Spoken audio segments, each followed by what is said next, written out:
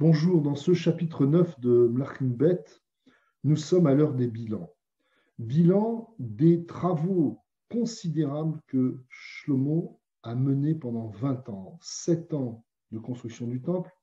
7 ans et 13 ans de construction de son palais qui comporte 4 ensembles principaux, sa demeure, celle de la fille du pharaon, sa première épouse, l'enceinte dans laquelle il reçoit, on va dire, le public, et enfin le Bet HaMishpat. Tous ces travaux n'ont du sens, nous disent les premiers versets, quand Dieu s'adressa Shlomo à Gidon en rêve pour la seconde fois. Tous ces travaux n'ont de sens que si tu vas dans les voies de ton père David, si ton comportement est exemplaire, juste et éthique, alors tu seras la gloire des nations. Mais si au contraire tu abandonnes mes voies et celles que ton père avait suivies,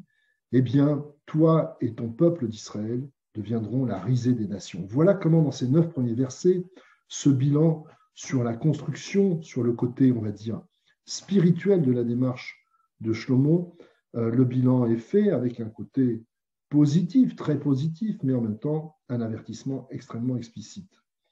Un peu en miroir de ces 9 premiers versets, la suite fait le bilan cette fois sur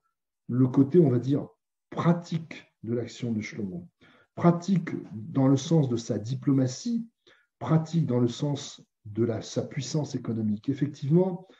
au travers de ses travaux, et notamment du fait que Pharaon lui ait donné sa fille et qu'il ait apporté comme dot la ville de Gézer, la région de Gézer, au roi Salomon, ça a permis en plusieurs endroits que je vous cite rapidement, à Tadmor, à Gézer, à Etzion-Gaver, à Eilat aujourd'hui, Megiddo, et enfin, je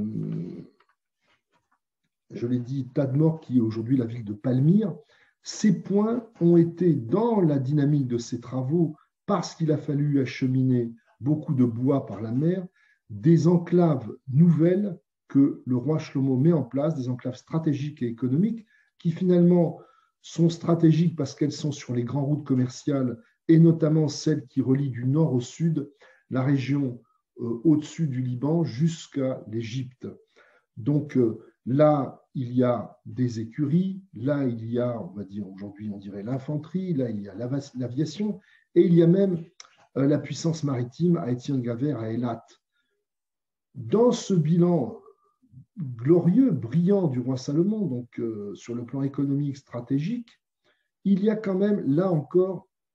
un côté un peu négatif, c'est que l'impôt pour financer tout cela était très important, les coûts ont été très importants, au point que le roi Hiram, qui est, on va dire, le producteur du bois et le convoyeur, le logisticien par la mer